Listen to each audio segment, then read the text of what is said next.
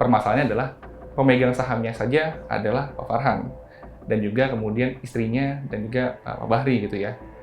Nah, harusnya kan sudah ada check and balance. Ini kemudian bisa jadi check and balance ini juga tidak akan terjadi.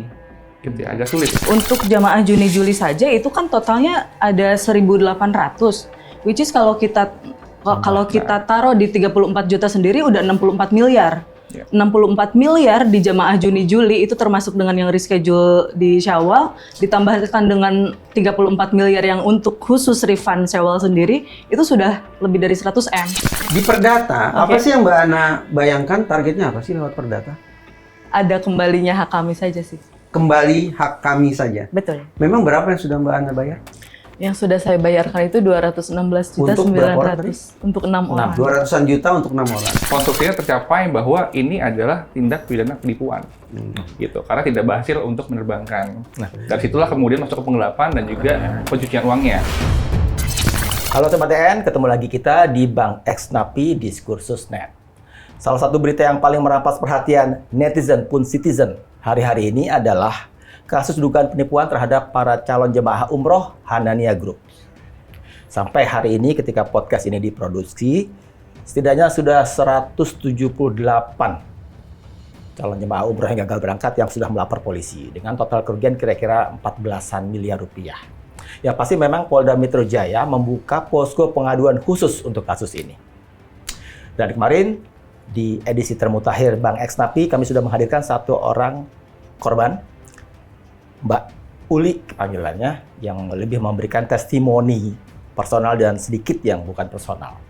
Makanya hari ini kita akan dalami lagi, karena ini kasusnya nggak main-main, merugikan banyak orang, untuk kita dalami lagi dari yang kemarin belum terungkap.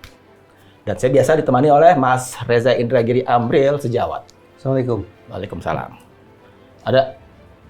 Enggak Mas, saya masih larut aja dalam kesedihan sih Mas. Setelah ngobrol dengan Mbak Uli, entah kapan akan berangkat umroh, sekarang ketemu korban berikutnya, ada penasihat hukumnya. Suram kayaknya. Itu yang membuat kita hari ini beda dari yang kemarin, karena hari ini memang narasumbernya salah satunya adalah penasihat hukum dari korban-korbannya. Jadi, sebelum kita berangkat bersiniar, sila Sobat TN untuk subscribe dan nyalakan lonceng notifikasinya.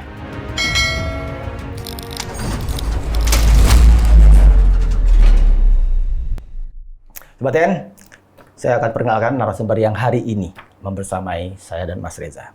Di depan saya ada penasihat hukum dari para korban dari Hanania Groups, Mas Jody Mulyastia Putra. Makasih loh Mas sudah datang. Akan lebih memberikan kelengkapan informasi. Siapa? Di sebelah Mas Jody ada Mbak Ana. Assalamualaikum. Salam. Mbak Ana, kalau kemarin kami ngobrol-ngobrol dengan Mbak Uli, Mbak Ana juga bagian dari grup Syawal. Betul. Oh sama ya? Sama, dari grup Syawal. Mulai Mas. Silakan. Grup Syawal itu apa sih sebenarnya? Oh ya, jadi grup Syawal itu adalah jamaah-jamaah kloter yang berangkat sebelum haji, tepatnya setelah Lebaran. Bulan Maret. Direncanakan diberangkatkan bulan Syawal gitu. Betul, bulan Syawal. Berarti Mas Jody penasihat hukumnya grup Syawal atau penasihat hukum ribuan konon korbannya Hanania Group? Ya, sebetulnya ini perlu dipahami juga bahwa memang saya itu hadir kebetulan dihubungi oleh salah satu jamaah yang kebetulan ini jamaah ini juga om dan tante saya. Oke. Gitu. Sehingga kemudian Jod tolong bantu kami karena memang jamaah-jamaah ini perlu kemudian diedukasi hukum karena sudah ada gelagat-gelagat yang kemudian terjadi di Hanania Group ini karena sudah dipending beberapa kali untuk keberangkatan. Itu terjadi 2 hari sebelum kemudian direktur itu digeruduk sama para jamaah, kemudian dibawa ke Polda Metro Jaya. Om dan tantenya itu juga di grup Syawal? Di Syawal juga. Betul. Ya berarti sekali lagi Mas Jody sebatas penasihat hukum untuk grup Syawal. Nah, kebetulan memang setelah itu setelah digeruduk gitu ya, di tanggal 29 Mei, kemudian kan tanggal 30 polisi itu menetapkan menjadi tersangka. Jadi ini perkara atensi sekali. Jadi cuma 2 hari. Biasanya membutuh waktu 2 minggu, 3 minggu gitu ya untuk jadi TSK, ini 2 hari udah jadi tersangka. Nah, pada tanggal 30, kebetulan sekali kemudian kita mencoba untuk membuat Zoom meeting. Itu pada saat itu yang hadir sudah 70 orang. Kemudian keesokan harinya kita pun juga sampaikan bahwa upaya hukum apa yang kita akan tempuh. Itu sudah sekitar kurang lebih 170. Sampai kemudian di hari Senin, pas kita setelah press conference, itu kurang lebih sekitar 290. Gitu. Dan kemudian berlangsung keesokan harinya juga itu kurang lebih 290, hampir mau ke 300 gitu ya. Sampai kemudian kita ke Polda, kita kemudian mendukung LP yang sudah ada gitu ya. Jadi sifat kita adalah volunteer, lebih tepatnya kita menjadi followers terhadap LP yang sudah ada. Kemudian kita bawa sekitar 80 orang untuk membuat LP gitu ya. Kemudian 30-nya itu masih kemudian di kita dokumennya untuk kemudian nanti diikutsertakan dengan yang lainnya. Dan memang sisanya yang 200-an itu tidak bisa terakomodir karena memang ada di beberapa kota dan wilayah. Ada di Papua, ada di Makassar, dan juga ada di Lampung, Surabaya, seperti itu. Dan tentunya memang ini menjadi masalah karena mereka ini kembali lagi karena tidak tahunya mereka bagaimana memulihkan hak-hak mereka sebagai para korban jamaah Hanania Travel. Jadi Mas Dodi nggak sempat ikut mediasi antara Farhan Dirut yang jadi tersangka itu, Ahmad Syah Farhan Rahman itu dengan para jamaah yang sudah beberapa kali itu ya? Yes, tidak ikut. Belum ikut ya? Belum ikut. Termasuk di Kemenhaj tidak ikut ya? Di Kemenhaj yang pada saat itu di bulan Maret ya? Yang mengeluarkan surat. Iya, surat itu juga belum ikut juga. Okay. Gitu. Jadi benar-benar hanya ada mungkin kuasa hukum dari pihak ini ya, apa namanya, Hanania ya? Hanania. Iya, betul. Pro bono ya Mas ya? Ya, kita bantu. Pro bono. Iseng nanya ya Mas. Kenapa ketawa pro bono?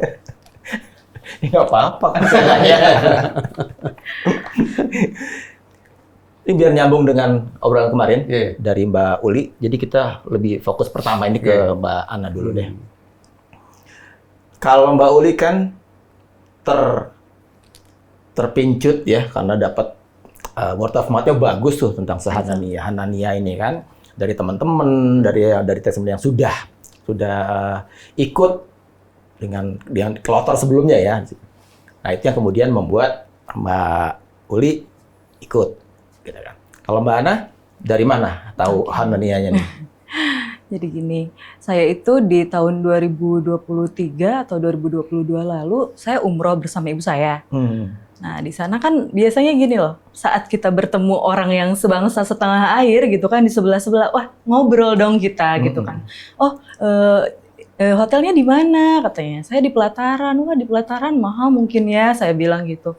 Oh enggak, saya 35 juta sudah di Pelataran dan kereta cepat. Oh Masya Allah gitu kan. Sementara saya sendiri dengan 35 juta itu hotelnya jauh sekali, sekitar kayak 800 meter ke masjid gitu kan. Apa travelnya waktu itu? Waduh, boleh Bang. Perbandingan juga. Oh oke. Kalau saya lihat sih sekarang iklannya udah nggak ada ya. Tapi perusahaan masih ada? Perusahaannya udah nggak pernah lihat juga sih. Iya. Sementara saya sendiri 35 juta, hotelnya jauh tanpa kereta cepat pula. Nah itu kan jadi oh oke, nanti kemudian saya harus nabung, saya mau ajak anak-anak saya pakai Hanania juga nih. Karena memang review dari jamaah di sana tuh bagus banget, katanya pelayanannya oke, nggak pernah kelaparan, katanya oh baik gitu. Makanya saya pikir oh kalau anak saya kan masih kecil ya, masih SD, jadi oh kayaknya bagus nih kalau saya ajak di Pelataran. Dan saya juga berencana untuk ajak guru ngajinya anak saya kan, supaya berkesan gitu. Hadiah yang saya berikan buat guru ngaji anak saya itu sangat berkesan karena itu menjadi umroh pertamanya juga, seperti itu Mas. Nah, 35 juta itu masuk akal itu? Untuk bisa dapat kereta cepat di Pelataran itu masuk akal atau justru kayaknya kita nggak beres? Mencurigakan gitu. Mencurigakan. Sebetulnya di awal saya pikir ini nggak masuk akal karena untuk travel yang saya pakai saja itu tidak include gitu. Nah, tapi kalau saya perbandingkan dengan travel-travel yang lain, memang harganya kompetitif sekali. Kompetitif. Iya. Tapi tidak terlalu jauh lah ya. Tidak terlalu jauh range-nya, ya. Betul. Berarti ada di range yang kurang lebih ya wajar lah. Wajar. Betul. Jadi tidak terlalu mahal dan memang tidak murah juga Hanania ini. Jadi berapa orang yang rencananya akan berangkat sama Mbak Ana? 6 orang. 6 orang ya. Kali 35 juta. Iya, dan saya ada naik juga untuk kamar yang 3 orang. Jadi ada tambahan kurang lebih 10.500.000. Total yang saya bayarkan itu 216.900.000, Mas. Itu bukan paket yang termurah di Hanania ya? Bukan. Masih ada paket yang lebih murah. Yang berapa? 29 juta itu ya? 29.900.000, betul. Terus sedari kapan Mbak Ana mengendus dalam tanda petik ada yang nggak beres nih dengan Hanania? Jadi daftarnya kapan waktu itu? Saya daftarnya Desember. Desember 2025. Iya, saya DP. Lalu kemudian pelunasan itu di Januari. Nah, di Januari itu sebetulnya saya ada harus ya, di Januari itu harus ya, yang wajib dipatok oleh Hanania ya? Betul, wajib. Karena harus 3 bulan sebelum keberangkatan. Saya juga ada baca-baca di sosmed, oh kok ada review jelek ya, tapi saya pikir ini anomali sekali di saat semua orang bilang bagus, kok ada satu yang reviewnya jelek gitu kan. Saya pikir persaingan bisnis mungkin ya, gitu kan. Makanya saya nggak ada pikiran buruk, karena juga memang kita niatnya ibadah tuh sebisa mungkin kita jauhin hal-hal yang bikin ke-distract diri kita untuk jadi suuzon sama orang gitu kan. Makanya saya oke, ini memang travelnya bagus, semua testimoninya bagus, dan memang semuanya juga berangkat gitu sebelum-sebelumnya. Saya belum pernah umroh, jadi saya ingin tahu, ketika mendaftar bulan Desember, itu Mbak Ana dan keluarga sudah tahu akan berangkat kapan? Sudah tahu. Yaitu? Di Syawal. Di Syawal? Iya. Kalau dalam Masehi, bulan apa itu berarti Syawal? Bulan Maret. Berarti sudah tahu ya? Sudah tahu. Desember akan berangkat bulan Maret. Betul, karena saya juga kan itu berdasarkan permintaan atau memang di pengumuman, di flyernya tertulis keberangkatan bulan Maret? Ada di flyernya. Boleh memilih? Boleh memilih tanggal juga. Mbak Ana yang kemudian memilih bulan Maret? Iya, awalnya saya minta di bulan Maret ya. Gitu. Mbak Ana yang bilang iya, kita bulan setelah Maret ya? Ramadan, karena itu bertepatan dengan libur sekolah. Oke. Seperti itu. Nah, akhirnya si salesnya itu memilihkan tanggal ini ya Mbak, tanggal keberangkatan tanggal 29 Maret. Baik. Langsung setuju? Setuju. Tidak ada tanya jawab, kok Maret sih? Oh enggak. Enggak, pokoknya begitu dari pihak Hanania mengatakan bulan Maret tanggal 29, Mbak Ana dan keluarga langsung setuju? Setuju. Ketika satu orang ya, yang asumsinya satu orang dengar cerita Mbak Ana tadi, mereview jelek tentang Hanania, apanya yang ditulis jelek terhadap Hanania oleh orang itu? Pelayanannya. Jadi pada aspek apanya? Dia cuma bilang, Hanania nih pelayanannya jelek, katanya gitu. Pertamanya itu. Terus di bulan Februari mulai, kok refund susah banget ya gitu. Nah tapi di bulan Februari itu kan saya sudah melunasi semuanya. Saya tidak bertanya di situ refund karena apa gitu kan. Tidak ada bertanya ke yang bikin utas. Kapan Mbak Ana baca review yang negatif itu? Di Januari. Di Januari. Dari Desember sampai Januari komunikasi dengan Hanania baik? Lancar Sekali. Bahkan sampai ada desas-desus untuk tidak batalnya pemberangkatan pun masih lancar sekali. Jadi saat saya datang ke head office untuk meminta kejelasan, karena sebelumnya itu saya itu minta reschedule, Mas. Ke terasnya. Teras apa itu? Teras itu agennya. Akhirnya. Maksudnya minta maju atau mundur gitu? Iya, karena eskalasi perang kita tidak jadi berangkat. Saya sangat paham benar dengan keadaan yang terjadi. Ya kan, ada eskalasi perang. Baik, dan saya pikir juga dengan 1.500 jamaah yang terdampak, tidak mungkin semuanya bisa dipindah flight ke direct. Itu masuk akal, logis banget. Setelah itu, saya minta dong, oke, kalau misalkan bisa di tanggal 17 Juli, baik. Saya bersedia di 17 Juli. 17. Berarti Mbak Ana minta dimundurkan? Iya, minta dimundurkan dengan itu pun ada slotnya di tanggal 17 Juli menurut mereka begitu. Namun saat saya konfirmasi kembali, gimana nih tanggal 11 Juli itu apakah confirm nggak gitu kan? Confirm nggak tanggalnya? Saya masih menunggu keputusan dari owner. Jawabannya begitu. Saya menunggu info dari pusat dulu. Makanya itu saya pergi ke pusat, ke HO. Nah, di pusat sendiri kok udah banyak banget orang dengan mereka itu selaku owner tidak ada yang mau mendatangi kita. Sekedar minta maaf mungkin itu tidak ada. Atau mungkin kalau memang sesibuk itu boleh dong video call sekali aja gitu dari asistennya mereka gitu untuk ngobrol langsung di depan kita. Itu tidak ada juga. Kapan itu ke head office?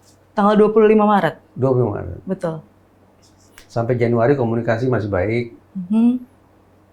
Komunikasi masih baik itu dengan head office atau dengan cabang? Dengan salesnya. Dengan salesnya. Betul.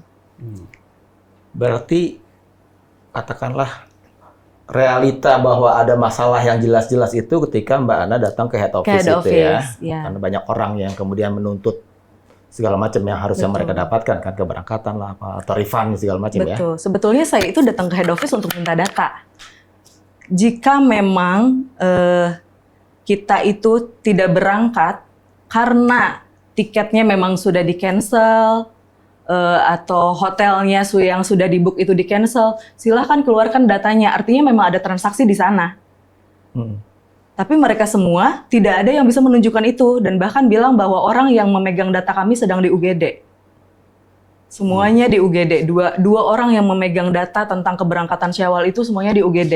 Dari situ saya udah yakin ini ada yang nggak beres. Padahal semudah itu kok, misalkan di screenshot aja itu emailnya, bukti cancellationnya, bukti bookingnya, cancellationnya, dan kasih tunjuk kami bahwa kami memang sudah bertransaksi untuk kalian dan memang kami gagalkan karena alasan perang seperti itu. Itu lebih masuk akal buat saya. Nah, setelah saya meyakini bahwa ini ada yang janggal, di hari itu juga saya meminta refund. Pada hari ke head office itu, Betul. hari itu juga minta refund. Betul. Kenapa? Hanya saya minta penegasan. Kenapa minta refund? Karena ada yang janggal di situ. Padahal kan datang semula ke head office untuk reschedule kan? Betul. Tapi kenapa betul. beralih pikirannya jadi refund? Ya, karena dia tidak mampu menunjukkan data-data yang saya minta. Bahkan data untuk log saya 6 orang di bulan Juli tanggal 11 itu juga mereka tidak mampu menunjukkan. Sekalian Mbak Ana cari tahu dari sejawat yang gagal, yang punya masalah saat itu. Betul. Apa aja yang terjadi segala macam itu. Iya. Tapi data Mbak Ana dan keluarga untuk keberangkatan di bulan Maret, bulan Syawal, Ya. itu sudah ada? Sudah ada, Di sudah komputer ada. Sudah nggak ada. Mereka tidak menunjukkan komputer. Hanya saya memang sudah menerima visa. Sudah Hanya menerima visa saja. Oke. Jadi sekali lagi, untuk keberangkatan bulan Maret, sebetulnya Mbak Ana dan keluarga sudah definitif ya? Iya. Sudah reconfirm akan berangkat tanggal bulan Maret ya? Betul, betul. Yang tiba-tiba di cut itu di tanggal 18 Maret. Di-cut Iya. oleh Mereka, oleh Hanania. permintaan Mbak Ana? Hasil dialog? Bukan. Mereka membatalkan semua keberangkatan di Syawal itu di tanggal 18 Maret. Ini sebetulnya ada yang lucu ya. Ada polanya gitu. Mereka membatalkan keberangkatan kami bulan Syawal itu sebelum Lebaran. Dan mereka membatalkan keberangkatan Juni dan Juli juga sebelum Lebaran Idul Adha. Apa yang? Kenapa disebut aneh? Yang lucu seperti ini, apakah karena akan Lebaran jadi si tersangka itu merasa bahwa jamaah sepertinya tenang ya karena mau Lebaran, jamaah mungkin hatinya lebih legowo ya karena mau Lebaran, mungkin jadi lebih mudah memaafkan ya karena mau Lebaran. Saya jadi mikir seperti itu. Okay. Dan ternyata sesuai? Ternyata tidak sesuai karena jamaah Juni-Juli juga yang sebetulnya karena ada isu Syawal itu tidak berangkat, jamaah Juni-Juli itu dari Maret pun sudah ikut ke HO di tanggal 25 Maret itu. Ke Mbak Jody deh. Mbak Jody pernah ketemu langsung nggak dengan Ahmad Syah Farhan Rahman itu? Ketemu langsung belum pernah, cuma udah sering ya lihat di media. Jadi, sorry, surat kuasa Mas Jody ini tanggal berapa?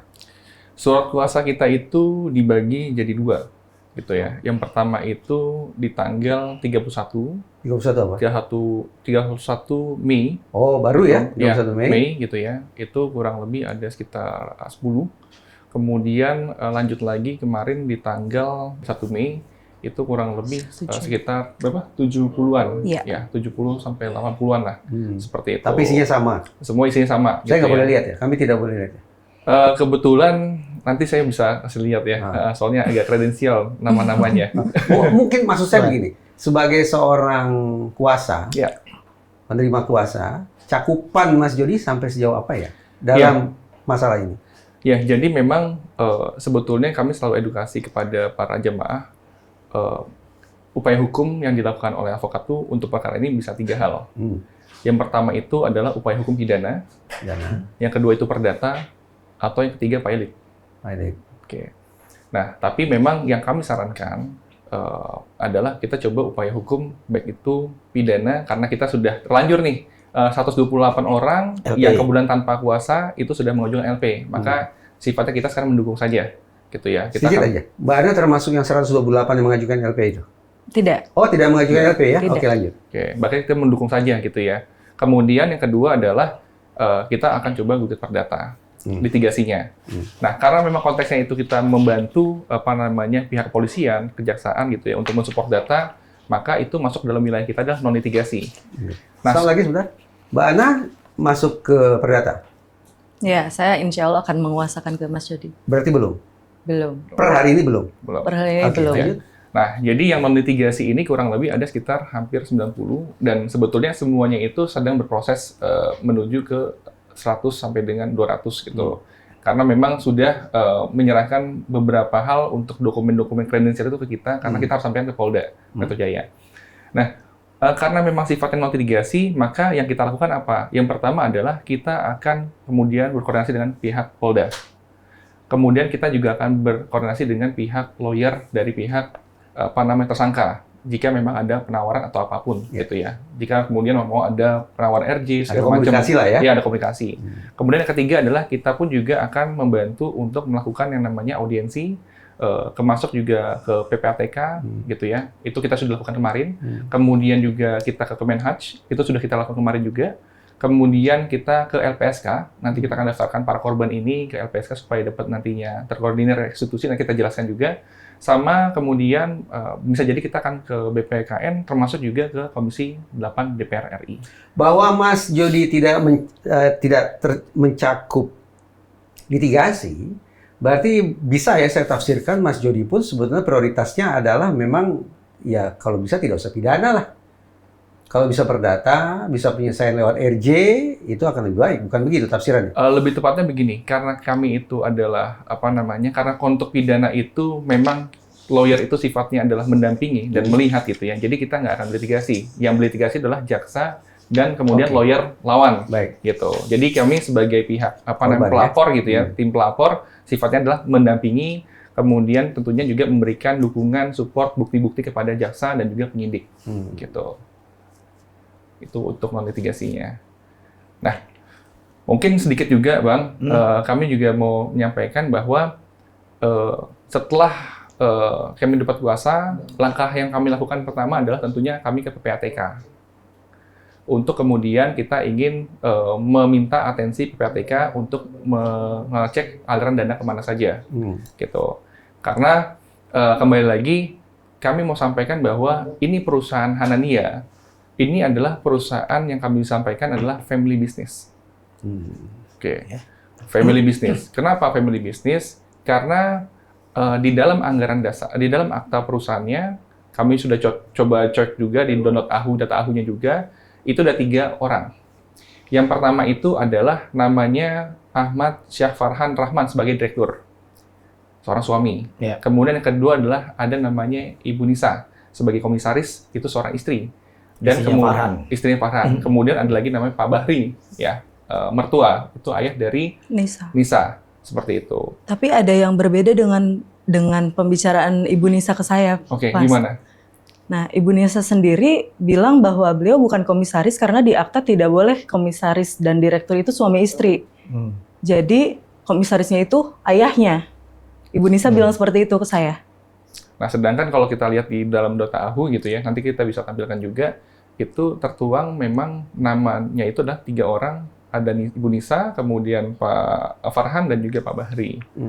Dan kemudian juga menariknya lagi, bagian keuangannya itu adalah adik ya, dari Pak Farhan. Betul. Adik dari Pak Farhan. Nah, sebetulnya begini, yang kami ingin soroti adalah, di dalam person terbatas, itu tentunya ada yang namanya tata kelola. Di setiap tahun itu perusahaan itu ada yang namanya rapat umum pemegang saham. Nah, direksi bertugas untuk kemudian menyampaikan laporan-laporan kepada para pemegang saham. Permasalahannya adalah pemegang sahamnya saja adalah Pak Farhan. dan juga kemudian istrinya dan juga Pak Bahri gitu ya.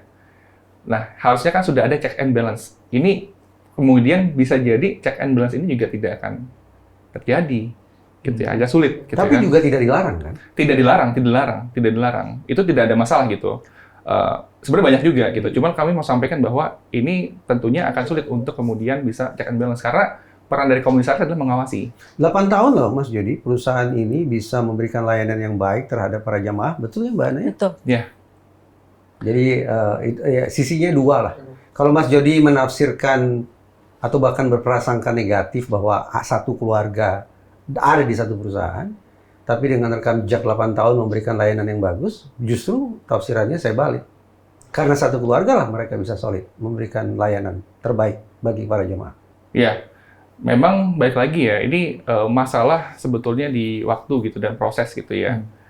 Tentunya juga kita tidak mengetahui di internal tuh seperti apa gitu ya. Karena kan balik lagi ini keluarga gitu. Pasti dan perusahaan pun juga yang sudah berdiri lama pun juga ada saja mungkin persoalan dan ya macam-macam lah penyimpangan dan segala macamnya gitu ya. Tapi kemudian bisa menjadi masalah seperti ini pun juga ini sesuatu hal yang jadi luar biasa juga karena berdasarkan informasi dari Bu Ani ya gitu ya. Ini kurang lebih kerugian itu kalau misalkan di total jemaah ya itu sampai dengan kurang lebih berapa 1.500 ya. Oh, itu hanya Syawal. Itu Syawal ya. Syawal itu Syawal. 1.500 gitu kan. Itu sampai dengan kurang lebih 100 miliar ya. Yang Syawal aja ya. Enggak, Syawal, itu sorry. Jadi gini, untuk Syawal sendiri itu yang meminta refund itu totalnya 34 miliar. Ya. 34 miliar. Nah, dari sisanya yang minta reschedule itu diplotting ke Juni, Juli, Agustus, September, Oktober. Ada di Seperti surat itu. kan itu? Ya, ada di Mbak Ana bawa suratnya? Itu dia. Berita acara. Surat kesepakatan. Oh, berita acara berita saya nggak mediasi. bawa. Saya Berita nggak bawa acara. sih. Saya nggak bawa. Ada nggak surat kesepakatan yang kemarin? Itu di berita acara ya. Iya, di berita acara.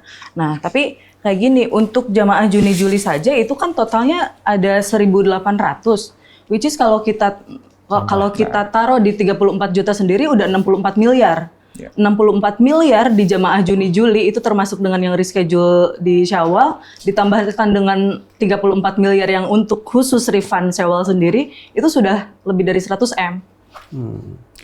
Data versi Mbak Ana ini akurat ya? Akurat, karena Akurat ya? saya sendiri dan Kak Uli yang kemarin itu adalah volunteer untuk nge-plotting data jamaah, bahkan yang reschedule pun kita bantu untuk masuk datanya di Juni dan Juli. Saya boleh tanya nggak ke Mbak Ana? Oh, udah selesai dengan Mas Jody? Atau saat ini sudah selesai? Iya, silakan dulu deh. Untuk memastikan dulu. Per detik kita berbincang ini, Mas Jody belum jadi kuasa hukumnya Mbak Ana ya? Belum. Oke, berarti saya fokus ke Mbak Ana. Mbak Ana kenal dengan yang namanya Ahmad Harun ini? Ahmad Harun, kenal. Siapa ini? Beliau yang kami tuakan. Maksudnya? Beliau yang kami ketuakan. Karena memang beliau selalu ada di setiap perjuangan kami, jalan-jalan kami kemanapun, beliau selalu ada. Beliau memang sudah sepuh. Kalau Mbak Ana sebagai apa?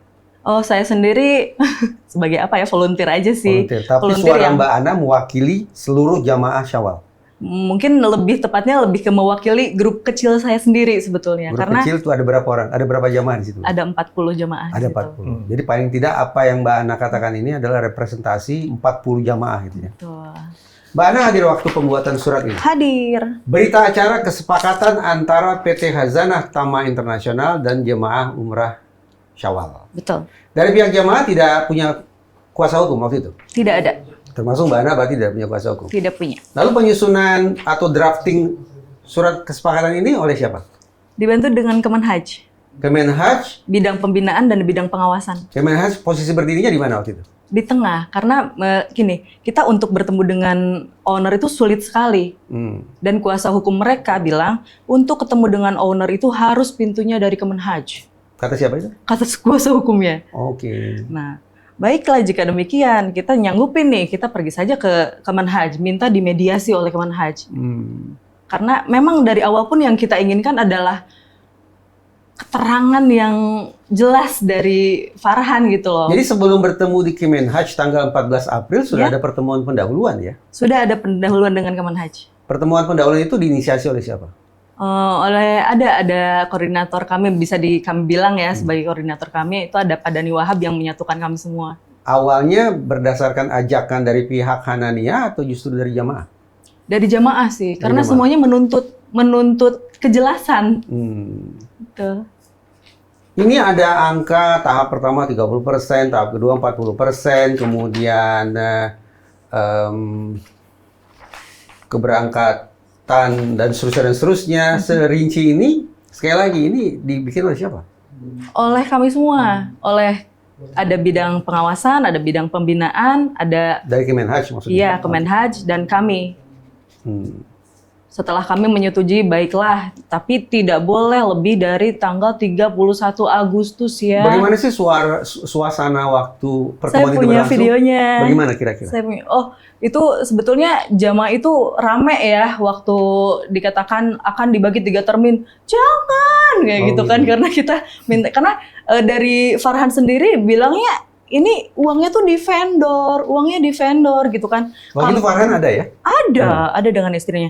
Nah, saya bilang, ada yang bilang dari kami, kalau misalkan memang itu uangnya benar ada di vendor, silahkan di-refund sebagian, sebagian lagi di-reschedule untuk keberangkatan Syawal yang memang memilih reschedule. Kami bilang seperti itu. Tapi dia tidak menjawab apapun saat itu. Ini tidak alot nih ya? Ya. Penyusunan butir-butir kesepakatan ini tidak alot. Alhamdulillah sih lancar ya? karena memang jamaah Syawal tuh udah kadung capek ya, akhirnya menyetujui karena gini, di dalam Islam sendiri apabila ada orang yang berhutang dan dia minta keringanan, kita diberikan dia kelonggaran itu bagus buat kita loh. Atau dimerdekakan dari hutang. Waduh, kalau itu sih kalau Kan saya sebenarnya sendiri dalam kayak aturan Islam. iya sih, tapi kalau saya sendiri aduh punten nabungnya banyak. Nabungnya banyak. Ngomong-ngomong Mbak Ana kenapa tidak menempuh langkah pidana seperti halnya ratusan jamaah lain? Itu dia, saya kurang paham tentang hukum. Saya tidak tahu bahwa Atau saya ubah deh pertanyaannya. Ya, kenapa tidak ikut melapor ke polisi? Nah, ini tuh gini, saat mereka melakukan pelaporan ke polisi, itu kebetulan yang diundang itu jamaah Juni dan Juli di musim baru. Jadi yang 40 orang di grup Mbak Ana, atau lebih luas, grup Syawal, tidak mengajak Mbak Ana untuk bikin laporan ke polisi? Belum, tidak ada. Sampai hari ini tidak pernah? Sampai hari ini tidak ada, karena memang pada awalnya memang yang Syawal ini tunduk pada kesepakatan yang sudah dibuat oleh Kemenhaj juga gitu. Kita pengen berjalan sesuai rutenya. Karena pada saat itu juga belum ada wan prestasi di sana kan, belum sampai tanggal kesepakatan tanggal 29 Mei, Pak. Mas. Jadi berfokus hanya ingin coba, bukan hanya, berfokus penyelesaiannya lewat perdata lah gitu ya. Mbak Ana gitu. Ya, sekarang dengan suami juga sebaiknya tidak pidana lah, perdata aja gitu. Iya. Betul. Kalau setelah ngobrol sama Mas Jody ya udah deh, kita ikut aja deh Mas Jody mau gimana. Oh belum, kan belum jadi kuasa hukum. Oh iya. Makanya saya tanya Mbak Ana dulu. Kalau menurut Mbak Ana sebetulnya bagaimana jadinya? Nah, kalau dari setelah Zoom berkali-kali dengan Mas Jody, artinya kita sepakat untuk menuju ke perdata. Tapi dengan LP yang sudah berjalan di pidana itu, kita fokus pada restitusinya. Jadi kalaupun restitusinya pidananya berjalan, hukumannya buat mereka berjalan, kita tetap dapat harta yang mereka punya gitu untuk pengembalian hak kita. Tapi kan tidak pidana kan? Mbak Ana tidak menempuh pidana kan?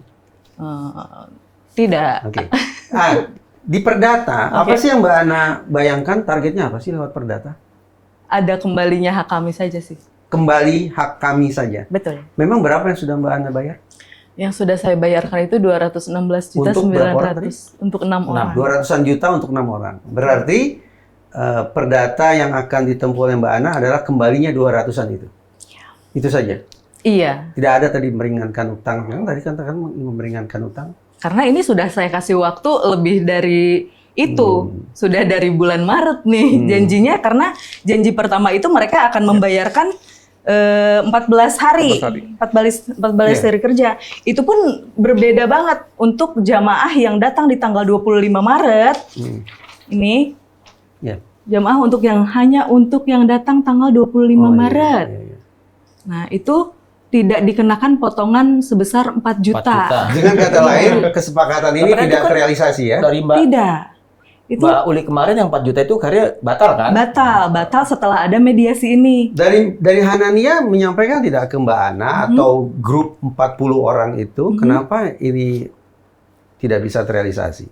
kenapa Hanania tidak melaksanakan kesepakatan ini? Ada tidak komunikasi tentang itu? Komunikasinya itu di tanggal 27. Apa katanya? Tidak bisa membayar. Ditanya lagi kan, kenapa? Tidak bisa membayar tepat waktu, hanya bisa membayar kami cicil selama 2 tahun. Atau tetap diberangkatkan, tapi di bulan-bulan selanjutnya, mungkin 6 bulan ke depan, katanya gitu. Jadi tidak ada waktu yang pasti untuk pengembalian hak kami. Oh, dan Mbak Ana tidak menyepakati baik itu pengembalian yang diundur sampai 2 tahun ataupun rescheduling tidak setuju, sama sekali Tidak setuju. Itu rescheduling yang kemarin Mbak Uli cerita cuma 2 kali keberangkatan ya? Betul, Yang hanya cuma ada 2 dikasih grup. modal tiket pesawatnya aja? Betul, hanya 2 grup aja. Yang kemudian semuanya akhirnya modal sendiri di sananya. Jadi cuma dimodali tiket pesawat oleh Hanania. Betul. Walaupun kami diiming-imingi untuk 7% pendapatan bunga ibaratnya katanya karena menyimpan uang di Farhan. Jadi bang. Udah beda ya urusannya ya. Siapa yang mau mengawasi itu Tapi minta ganti, berarti nggak akan minta ganti rugi dong? untuk Ke Hanania. Ke Hanania tidak akan minta ganti rugi, cukup pengembalian yang 200-an juta itu iya. saja. Oke. Cukup itu saja. Cukup Kalau itu saja. karena rugi yang tidak tercantum di situ lebih banyak sih. Rugi kecewanya kami. Ini yang mengampuninya ini, pemaafannya di sini, peringanan di sini. Pokoknya kembali aja 200-an, nggak usah pakai ganti rugi. Ya. Oke. Mas Jody ya? Aduh. Terus ya? Ya. Saya ke Mas Jody. Kita kan nggak pasang kita ini sini. Oh sekarang ini di wilayah Mas Jody kan sebagai penasihat hukum lawyer ya. Di Polda Metro Jaya kasusnya kan konstruksi hukumnya tuh pidana jatuhnya. Pidana. Kan? Pasal-pasal penipuan, Iya. penggelapan, Pencucian uang. TPPU, tahu kan? Tindak pidana pencucian uang. Nah, saya pengen nanya kenapa itu kan KUHP sama TPPU kan ada undang-undang penyelenggaraan ibadah haji dan umroh. Saya lupa nomor berapa. Tapi itu kan khusus untuk persoalan ini. Artinya maksudnya lex specialis derogat legi generali, kenapa nggak itu yang dipakai gitu? Iya. Ya, sebetulnya kalau saya lihat ya dari pihak kepolisian itu memang mereka berangkat dari sebuah aduan kan ya. Ini sebenarnya kan ini deliknya delik biasa, gitu kan ya, delik biasa. Tapi delik biasa ini kan bisa dari sebuah pelaporan. Nah, kemudian Ini penipuan, nah? penipuan Penipuan itu penggelapan. delik aduan. Delik biasa, Penipuan itu delik biasa. delik biasa, gitu. Nah, kemudian ada pihak yang kemudian melaporkan, ya ini kurang lebih 128 gitu ya, digeruduk. Kemudian akhirnya polisi melihat bahwa ini ada pihak yang kemudian tidak diberangkatkan.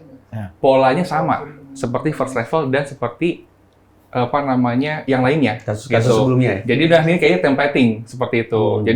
Jadi sehingga akhirnya mungkin ya dari situlah konstruksinya tercapai bahwa ini adalah tindak pidana penipuan. Gitu. Karena tidak berhasil untuk menerbangkan. Nah, dari situlah kemudian masuk ke penggelapan dan juga pencucian uangnya. Nah, pencucian uangnya sepertinya polisi menyasar bahwa ada uang gitu ya yang digunakan tidak untuk peruntukannya. Gitu. Disampaikan kemarin waktu saat press conference gitu ya oleh pihak kepolisian. Gitu. Yaitu? Nah itu yang kemudian belum dijelaskan ya. Mereka hanya sampaikan bahwa ada yang tidak sesuai dengan peruntukannya, tapi tidak disebutkan.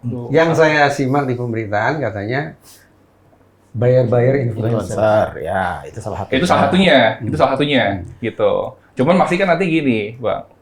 Influencer dipanggil pakai lawyernya, wah ini kan marketing gitu kan. Bisnis. Gitu. Mas Yudi, saya mau tanya, ancaman hukuman untuk pasal-pasal yang dijeratkan kepada tersangka itu berapa tahun ya? Sebetulnya kalau untuk pidana penipuan dan penggelapan itu 4 tahun. Nah, gitu ya. 4 tahun, kemudian tapi kalau untuk pencucian uangnya gitu ya. Pencucian uangnya itu kurang lebih ada yang 15 tahun, yang 15 tahun, kemudian ada yang 5 tahun juga. Gitu. Ini tergantung dari jenisnya. Kayak misalkan mentransfer itu 15 tahun, kemudian denda pidananya itu adalah kategori 7, berarti kurang lebih sekitar 5 miliar. Gitu. Ini kalau pencucian uang, yang tadi ya. Kemudian kalau misalkan menyembunyikan atau menyamarkan asal-usul, itu 15 tahun juga, dengan kategori 6 berarti kurang lebih itu 2 miliar. Sedangkan kalau misalkan untuk adanya menguasai penempatan, pentransferan, pembayaran, hibah, sumbangan, penitipan ya, itu kurang lebih 5 tahun pidananya, dendanya adalah kategori 6 itu kurang lebih 500 juta. Kenapa saya tanya kenapa nggak pakai undang-undang penyelenggaraan ibadah haji dan umroh itu? Karena saya coba-coba riset gitu kan. Mudah-mudahan akurat yang saya dapat ya dari itu. Saya bacain pasal 119 dari undang-undang tadi penyelenggaraan ibadah haji dan umroh. Tentang penyelenggaraan haji dan umroh menegaskan bahwa Biro Travelnya dilarang melakukan perbuatan yang menyebabkan kegagalan keberangkatan, penelantaran, atau kegagalan kepulangan jemaah umroh. Penyelenggara perjalanan ibadah umroh yang dengan sengaja menyebabkan itu tadi, kegagalan berangkat, penelantaran di sana, dan kegagalan memulangkan, dipidana dengan pidana penjara paling lama 10 tahun atau pidana denda paling banyak 10 miliar. Ya, itu jelas kan soalnya? Itu jelas. Kegagalan keberangkatan, penelantaran di sana, dan kegagalan memulangkan kembali gitu. Ya itu makanya saya pikir ini kan sangat spesialis gitu. Spesialis gitu spesialis ya. Kan ini? Ya. Nah, cuman saya berpikir ini sepertinya saya lihat polisi itu ya tadi saya bilang menggunakan konstruksi yang sama di first travel dan juga di yang lainnya. Kemudian nanti biarkan jaksa yang kemudian merumuskan kembali gitu. Pada akhirnya kan nanti kan ujung-ujungnya akan dibantu dan direvisi juga oleh kejaksaan yang sebagai pihak pendakwa dan penuntut gitu kan ya. Kalau saya lihat seperti itu sih Bang. Gitu. Kalau saya lihat ya gitu. Karena saya cuma jurnalis aja jadi agak ganjil ya, aja gitu. Benar. Sebenarnya semua sebetulnya kalau misalnya kita bicara spesialis ya memang harusnya masuk ke sana gitu. Cuman sepertinya ini nggak cuma masalah gagal berangkat saja yang mungkin dilihat oleh penyidik ya, gitu ya. Kita juga kami juga belum bicara banyak oleh penyidik gitu kan. Apa kemudian dasarnya mereka kemudian membuat ini, tapi yang kami lihat ini sepertinya mereka menggunakan pola yang sama seperti first travel juga gitu. Ada arahnya penipuan dan penggelapan. Mas Jody, kalau saya bertanya, mens rea apa yang Mas Jody lihat dari kasus ini? Sebetulnya kalau misalkan kita lihat mens rea atau niat jahat dari pihak Farhan ini gitu ya, tentunya adalah tadi ya mengenai ada uang yang digunakan tidak sesuai dengan peruntukannya gitu. Itu yang kemudian belum terungkap secara jelas. Maka kemudian polisi dengan waktu 2 hari punya atensi ini orang jadi tersangka cepat itu. Gitu. Itu saya rasa itu yang kemudian menguatkan kemudian mens rea-nya ada gitu. Karena kalau nggak ada mens rea ya udah ini prestasi biasa mungkin. Gitu ya. Udah. Cita yang biasa. Mas Reza, saya pengen tanya, itu mens rea atau motif jatuhnya? Itu motif. Nah, motif. Ya. Coba ini. Ada komunikasi dengan polisi, 2 alat bukti apa sih yang dipakai untuk menersangkakan Farhan ini? Nah, jadi memang untuk alat bukti yang disangkakan itu adalah pertama tentunya ada bukti pembayaran yang sudah dibayarkan, gitu, oleh pihak jamaah gitu ya. Kemudian juga saksi-saksi, ya. Saksi-saksi ini tentunya menyampaikan bahwa mereka itu sudah dijanjikan untuk berangkat pada hari ini 2 kali, janjikan 2 kali untuk berangkat nggak jadi, diberangkatkan lagi nggak jadi lagi, gitu. Jadi iming-imingan ini sesuai dengan unsur penipuan. Ya, pasti penipuan dan penggelapan ada. Pengelapan dan penggelapan, itulah yang kemudian dijadikan dasar gitu oleh pihak kepolisian. Gitu. Ini yang kami tangkap ya dari melihat berita gitu ya. Seperti itu sih. Mbak Ana menyimak berita, mari kita singgung ya. Jubir Kemenhaj, berarti kan representasi pemerintahan. Menyebut situasi yang berlangsung ini sebagai urgent humanitarian and logistical issue. Masalah logistik dan masalah kemanusiaan yang mendesak lah. Berarti kan force major ya? Ya, itu yang dikatakan oleh mereka juga. Kalau bahwa adanya force major. Ana, kalimat dari pemerintah itu bisa ditafsirkan sebagai force major tidak? Enggak sih. Jadi apa? Ini bukan force major? Bukan. Menurut saya jelas bukan. Apa yang berlangsung di Timur Tengah itu bukan merupakan sebuah situasi yang bisa berakibat force major? Genting, tapi diakui oleh Farhan sendiri, dia mengambil keputusan dengan panik pada saat mediasi. Sorry, saya baru gini. Farhan membatalkan flight yang direct sekalipun. Iya. Karena panik. Iya, Farhan bilang seperti ini. Kenapa panik? Ini baru. Kata panik itu keluar dari mulut dia? Dari mulut dia. Apa? Ada videonya. Nah, dia bilang ini, saya baru pertama kali mengalami hal ini. Hal ini itu apa? Tidak memberangkatkan. Oke. Saya panik dan saya memutuskan untuk menghentikan semua keberangkatan. Semua keberangkatan. Panik, alasannya panik. Di situ juga kami minta Farhan, apakah memang tidak ada diskusi sama sekali dengan pihak manapun ataupun asosiasi?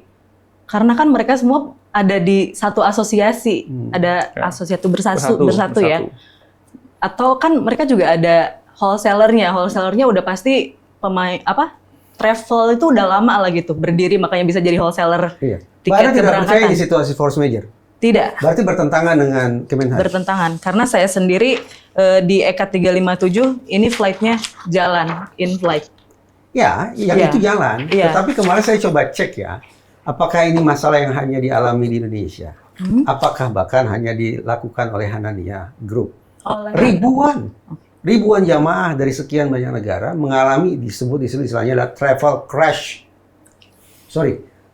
chaos. Tapi diistilahkan begitu. Menurut saya apa yang dialami oleh Mbak Ana dan seluruh jamaah itu sangat memprihatinkan, sangat menyedihkan. Tapi ya, bukankah ini juga merupakan bentuk travel chaos? Ya. Travel chaos yang berlangsung serempak di sekian banyak negara terhadap sekian ribu jamaah dalam situasi ketika Timur Tengah memang sedang morat-marit. Bukankah berarti itu force majeure? Menurut saya tetap bukan. Untuk kasus Hanania sendiri. Karena saya juga punya tetangga yang berangkat di tanggal yang sama, tetap berangkat. Apabila travel mengusahakan itu. Apabila tiket hotel sudah ada. Apabila tiket flight sudah terbayar. Itu mudah sekali dikoordinasikan dengan flight sendiri, itu mudah. Mudah sekali? Iya, mudah. Karena semua itu sudah ada, sudah terbayar, sudah book, sudah terbayar. Dan hotel pun juga tidak akan tercancel tiba-tiba. Karena sudah terbayar. Saya juga ada menghubungi beberapa travel lain. Mbak sudah punya tiket? Sudah punya, saya bilang gitu. Tapi udah punya hotel belum di sana? Mungkin hotelnya ada yang sama dengan saya, bisa saya masukkan ke grupnya. Seperti itu. Belum, saya belum punya booking tiket di mana gitu kan, hotelnya seperti apa, belum ada informasi itu. Ini surat kesepakatan tanggal 14 Februari 2026 dimediasi di kantor Kemenhaj ya Mbak Ana ya? Di Hotel Ciputra di Cibubur. Yang duduk di tengah adalah Kemenhaj. Yang duduk di tengah adalah Kemenhaj, ada Farhan. Sejak 14 Februari sampai sekarang apa bentuk kehadiran Kemenhaj? Pertama, pasca surat kesepakatan ini sampai kemudian sekarang apa follow-up mereka? Belum ada. Masa? Iya. Loh, kalau kita baca websitenya salah satu tugas atau fungsi Kemenhaj itu pengawasan. Ya, jadi di BA sendiri itu dituliskan kan bahwa Farhan akan melapor kepada Kemenhaj. Nah, makanya saya tanya. Nah, saya juga sama Kak Uli koordinasi sama Kemenhaj. Kemenhaj mengaku akhir-akhir ini sudah tidak ada pelaporan. Walaupun pernah ada pelaporan bahwa ada refund nih. Ada refund, tapi hanya 100 juta, 50 juta, dan itu tersebar, tidak ke semua jamaah. Padahal disebutkan sendiri bahwa serentak nanti semua jamaah akan mendapatkan 30%-nya. Kapan itu? Pernyataan dari Kemenhaj itu kapan? Pernah ada laporan. Nah, itu kapan itu diucapkan oleh Kemenhaj? Tanggal berapa? Kira-kira? Bulan apa? Bulan Mei? Sebelum berangkat haji, sebelum hajian. Itu masih ada Farhan lapor katanya ke Kemenhaj. Berarti tanggal berapa ya itu? Karena begini, di butir 7, saya bacakan ya, bahwa Kementerian Haji dan Umroh akan memonitor dan mengawasi terkait dengan pelaksanaan kesepakatan pada hari ini. Apa bentuk monitoringnya? Apa bentuk pengawasannya? Itu yang belum kami terima. Dan dari pihak jamaah, dari pihak Mbak Ana, tidak pernah menanyakan ke Kemenhaj. Kita kemarin... Sebentar. Mbak Ana. Oke. Kemarin kami berangkat ke Kemenhaj. Kami itu siapa? Semua jamaah dan juga Mas Jody ada ikut ke sana. Kuasa hukum juga ya. Kuasa hukum juga. Nah, tapi di sana sendiri tidak ada yang bisa menjembatani antara Kemenhaj yang sedang berada di Mekah dan kami. Jadi kami hanya dipersilahkan duduk di ruangan kosong. Tapi itu tidak pakai hashtag kabur aja dulu. Udah sekarang Mas Jody deh. Jadi pengawasannya apa? itu dia, justru yang kami kemudian pertanyakan juga gitu kan. Jadi setelah dari PPATK gitu ya, PPATK kan mensupport kami untuk kemudian nanti kami ini akan jadi atensi kami sampai kemudian kita laporkan tuh banyak tuh sampai down servernya mereka gitu kan. Nah setelah itu kita pergi ke Kemenhaj. Di Kemenhaj itu kosong. Maksudnya ada pegawai tapi bukan pegawai yang mengurusi umroh. Jadi tidak tahu menau. Nggak tahu menau. Kita sampai kemudian datang ke atas itu semua udah cukup panas tuh. Panas. Namanya ya cukup Panas panas. sekali. Panas tuh sekali Siapa gitu yang kan. menyambut itu? Hah? Yang menerima itu siapa dari Kemenhaj? Petugas ya. Petugas. Apa namanya? Petugas satpam gitu Mas? ya. Hah? Sorry, petugas apa? Ya petugas ya. Iya, yang ada di Yang situ ada yang petugas penerima yang tamu. menjaga, menerima tamu Tamu gitu. untuk bagian pengawasan. Ya. Resepsionis. Ya bisa dibilang Ya, seperti tapi ada itu ya. seragam lah gitu ya. Kita agak sulit untuk mendeskripsikan siapa gitu kan ya. Apa perkataan Kemenhaj waktu rombongan itu datang? Oke, waktu pas rombongan datang, mereka sampaikan bahwa harusnya buat janji dulu. Maksud kami begini, Kevin paham, apa namanya, Kemenhaj juga kan baru ya, baru apa namanya, ada gitu ya. Cuma setidaknya, ya masa iya, apa namanya, dengan situasi yang genting seperti ini, kosong gitu ya, untuk di bidang, apa namanya, Pengawasan. umrohnya gitu. Setidaknya kan ada PLT-nya atau siapanya gitu. Ini kita nggak temu. Akhirnya kemudian kita hadir, udah yang penting ada dong dari Kemenhaj untuk kemudian menenangkan para jemaah. Akhirnya bagian haji lah yang kemudian menyampaikan gitu. Itu pun juga nggak semua pihak, semua jemaah itu untuk bisa berkomunikasi dengan mereka. Cukup kurang lebih itu 5 orang gitu ya, termasuk saya kuasa hukum untuk masuk ke dalam suatu ruangan, kemudian bicara dengan salah satu pengawas haji gitu ya. Kalau di surat ini, pihak Kementerian Haji dan Umroh itu yang tanda tangan adalah Kasubdit Pengawasan Umroh, Andi Muhammad Taufik. Bertemu dengan beliau? Tidak. Tidak. Punya nomor kontaknya? Ada. Ada. Sudah pernah dikontak? Sudah pernah dikontak. Sejak rombongan ke kantor Kemenhaj, sampai sekarang sudah pernah dikontak lagi? Kemarin ada sampai Sudah. video call ya. Jadi pada akhirnya kemudian beliau itu pun lagi, kalau tidak satu lagi di apa namanya sana di Arab gitu ya. Oh, tahu dia? Memang beliau kasih tahu ya, memberitahukan Iya. juga gitu, lagi sedang di sana gitu kan.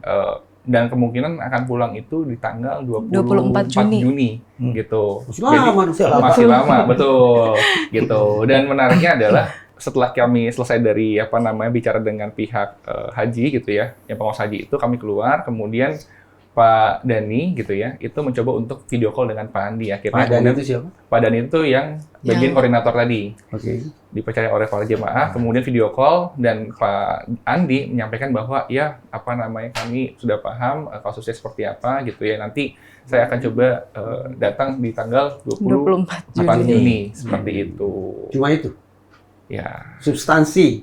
itu yang kita Yang juga substantif ada tidak? Yang substantif betul-betul. itu yang kita kejar. Itu tanggal berapa rombongan di sana? Itu kemarin hari Tanggal Baru kemarin iya. Tanggal 3 Mei. Iya, tanggal 3 3 Juni. Sorry, 3 Juni. ya. Berarti tanggal 3 Juni rombongan ke sana. Iya. Kantor Kemenhaj tidak ada orang yang bisa diajak berbincang tentang Betul. kesepakatan ini. Betul. Pak,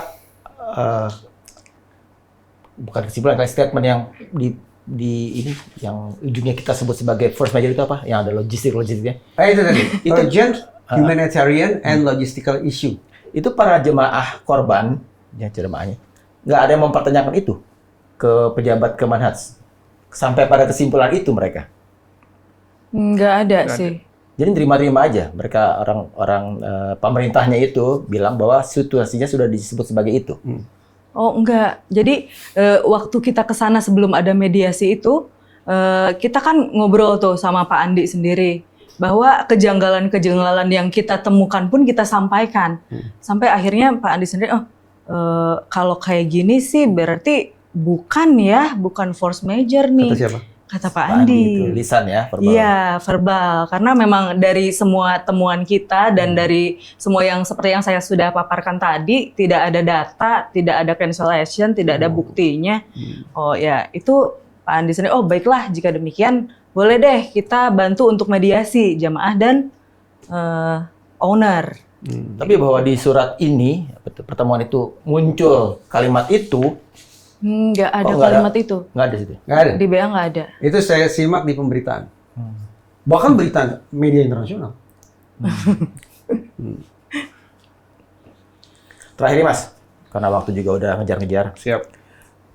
Saya sedikit pengen nyinggung soal refund, terus restitusi gitu kan. Kalau kita pakai acuan kasus bodong kayak gini yang sangat menggemparkan 2017 kan di First Travel kan.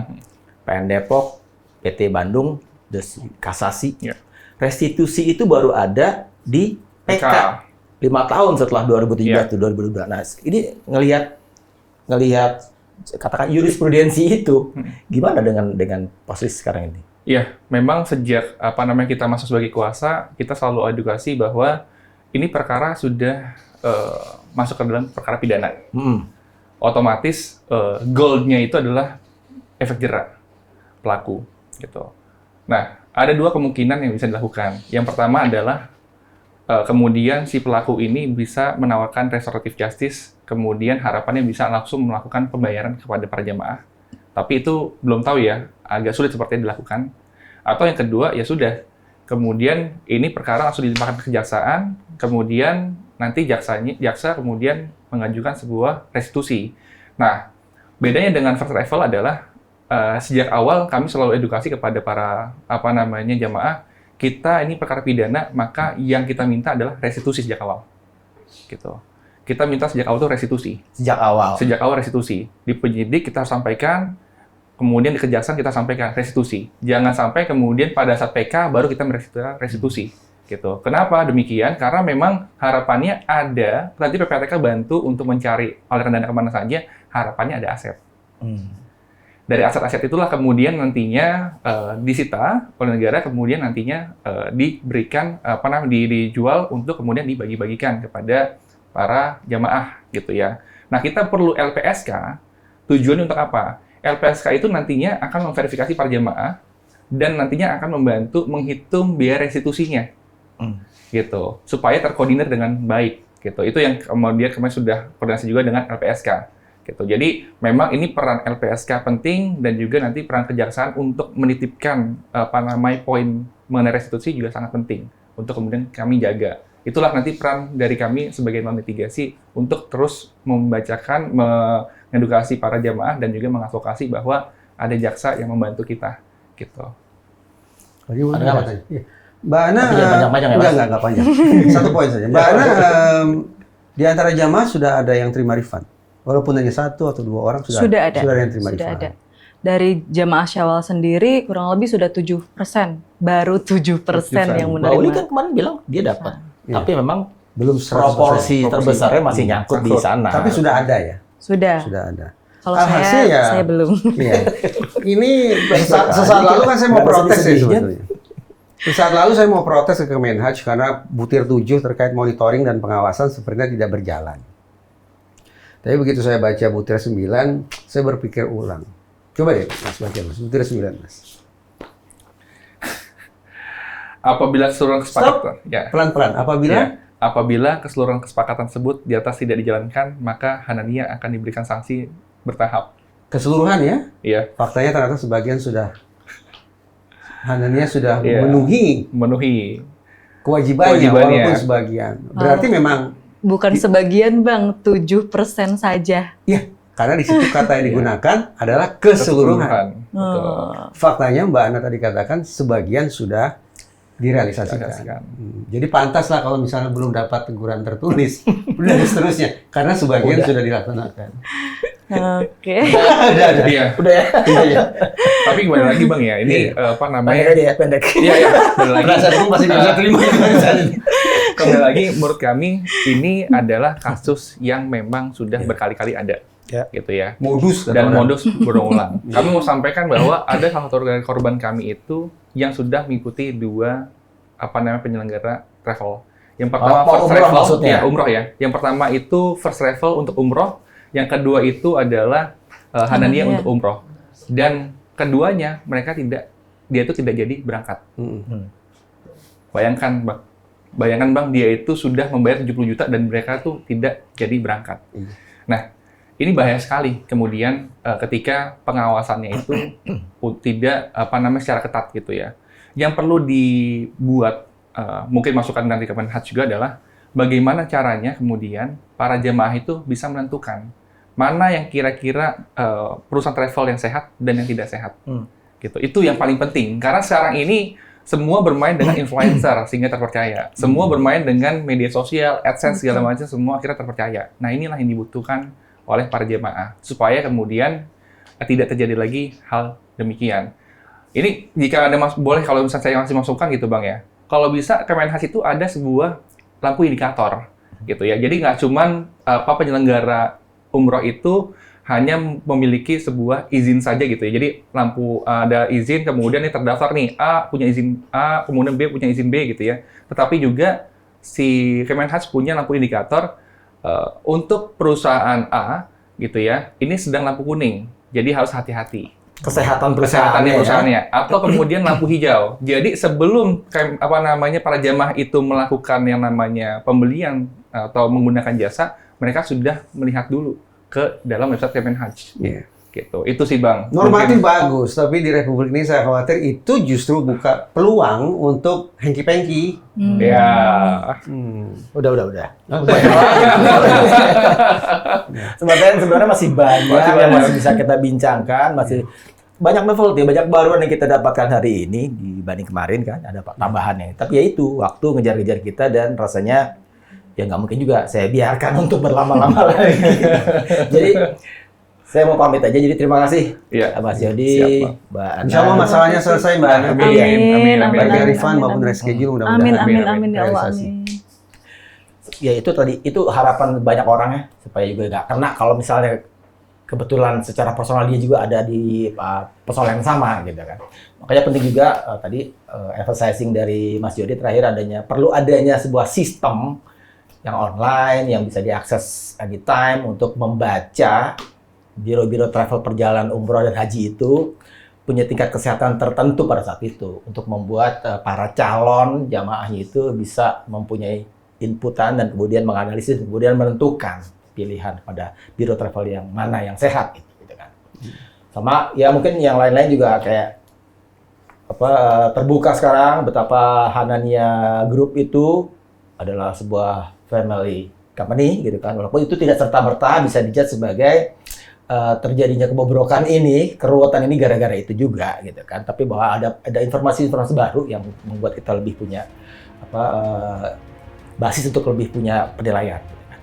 Jadi kita sebagai media terverifikasi Dewan Pers akan mengawal kasus-kasus yang kepentingan publiknya luas semacam ini. Gitu ya.